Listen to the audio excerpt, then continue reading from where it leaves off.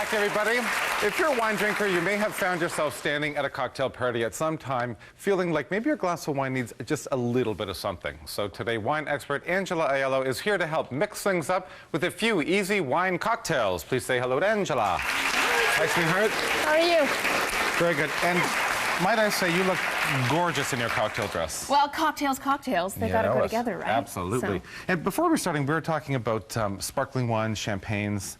And a lot of people think they're the same thing. If it's corked and it's bubbly, it's champagne. But that's... Well, yes. A lot of people have that question. And champagne can only be called champagne if it's from France. Otherwise, it's known as a sparkling wine. Okay. So our first kind of three that we're working with are sparkling wine-based cocktails. So they're really easy to mix. Yeah. Like we said, easy cocktails. So everybody kind of knows the classic mimosa.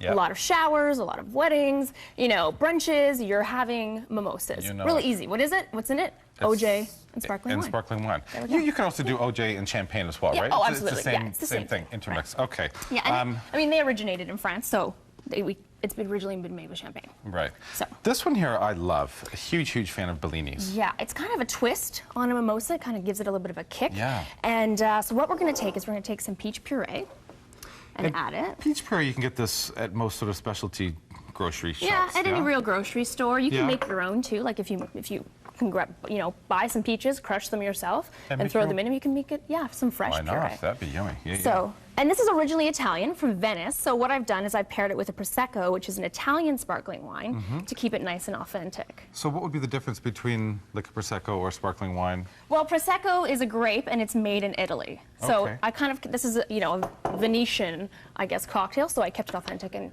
paired Right. it with this. So take a Well, since it's here, Angela, taste that. thank you. Yeah. Yeah, see, that's lovely. Just a little hint of peach. Now, we're not adding a lot of the peach nectar, are we? Because that's too juicy. I would say about, half an ounce to an ounce, and depending on what your taste, what you like to taste, what you like to drink. So you could add more. I mean, and you can do some crazy concoctions with this too. The next one we're doing is very, very similar to the Bellini, but it kind of, twists it up a little bit more. So we're going to take a little bit of creme de cassis, which is basically black currant liqueur. Right. So a little bit darker, right? Look, we've got some nice blood red color there. And this is really, okay. And now, is this cassis, is it generally quite sweet? Yeah, It is. It's definitely sweet. Okay, Yeah, so we don't want to overdo that, yeah? It's really sweet, and some people can like this drink or hate this drink, but I poured it for a girlfriend last night. She loved it. Of course. And we're gonna, so creme de cassis is traditionally French. Doesn't that just say party? It's party in a glass.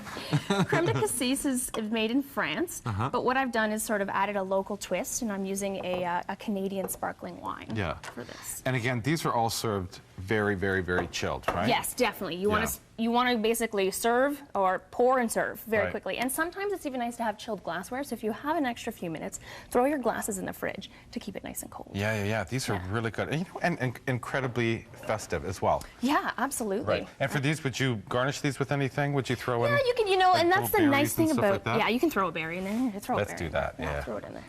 There we go. Very nice. Very nice. And that's gorgeous, Yeah, Great. totally. Yeah. And again, always serving those in a champagne flute, yes? Champagne flute, absolutely. Or they're called flutes. I mean, you don't have to call them champagne flutes. You can just call them flutes. Yeah. Fair enough. Okay.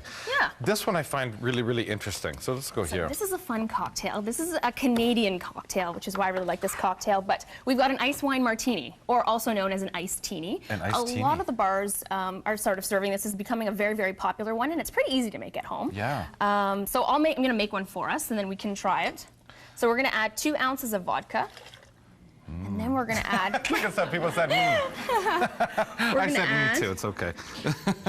about an ounce of ice wine, and I have here a Cabernet Sauvignon ice wine, so it's going to add a titch of color to it. Oh, nice, okay. And the nice thing about ice wine is you want to stir this gently, so you just want to stir this around, mix it up a little bit. And we would never shake that, no? No, I think it's much more of a stirred cocktail. Yeah? So I'm going to take this out. We're going to pour this up here.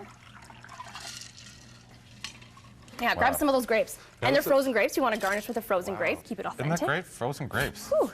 Wow. Look how pretty that looks. Isn't that pretty? Yeah. Try it. Okay, I'll try it.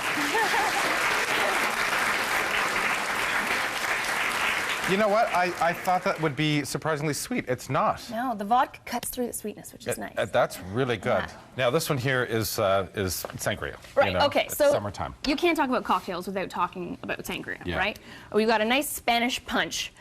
So I'm sure everybody's made their own concoctions when it comes to sangria, and Yes. here's the nice thing about sangria is you can kind of make it your own. Whatever you feel like putting in, It's right? kind of the general components, but then you can just shift them around. Yeah, Okay, excellent. so what Do you want wanna make this and I'll tell you what to do? Yeah. Okay, so let's throw in, we've got 2 cups of basically juiced oranges. We're gonna throw that in there. And this is fresh OJ, right? Fresh OJ. Absolutely. I squeezed it myself. Okay, and then we're gonna put in the brandy and the sugar. Oh, brandy's So here? we've got about, I don't know, about a half to a third to about a half a cup of brandy. Okay. And you can use other liqueurs as well if you want to kind of spice this up. Like I said, you can use your creativity. And then we want to put in the sugar. So we've used about a half a cup or Is about this a half a cup all of of sugar. this? Yeah, all the sugar. Wow. Yeah. Oh, look at Whoop. oh, This recipe will serve about 8 people. So we've got Ah. a nice big jug there. Sorry, yeah, Okay. spin it up. There we go. That's looking good. So we're mixing that up. Okay. We're mixing that up. And the then next what do thing we we do? want to do is add the wine. Add the wine. So Yeah, so here we've got, you know, basically you don't have to spend a lot of money on your wine when you're making sangria. You can pick something up that's, you know, nice and affordable, offers some value. Put the whole throw thing? it all in there. Yeah, throw the whole thing in there. we can decant wine very quickly in our house. Yes. Yeah. Okay. here we go. Yeah, this is decanting, the decanting session. Okay, so we'll mix that up a little bit. Yep. Now let's wait on the club soda there. We're gonna need about 2 cups of club soda, but let's put in some lemons and some of the blood oranges. Throw in, I would, you know, throw in half the plate there. Yeah, throw them all in there. Okay. And before we run out of time here, we'll just throw in the last few. Yeah, add some club soda. Club soda. Yeah. And this, we would actually add the club soda just before we serve, right? Yeah, you we can don't throw want it it to go. There you go. You can throw it in just before you serve. And the other thing with sangria too is I found I served it the other day, and if you let it sit for about 8 hours, the taste profile just elevates of course itself. It gets would. much better. It gets a little more fruit forward, and you know that's kind of a great way to prep for your party as well. And again, the nice thing with this, like you said, you can control the sugar. So if you want a little Yeah, less, a little you- more. Exactly. You can things of control the that whole nature. punch, which Yeah. is nice. You can throw in some berries, make it look great. Yeah, isn't that yummy? that And- looks like summer in a jar, doesn't There it? you go. Fantastic. Cheers. Cheers. Thank you so much. What do you think, guys? Wow.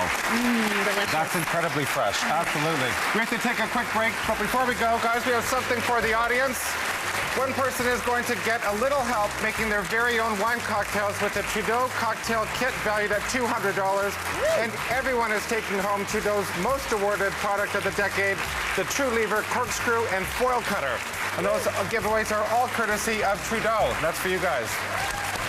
Don't go away. Ask Stephen Chris is coming up right after this, guys.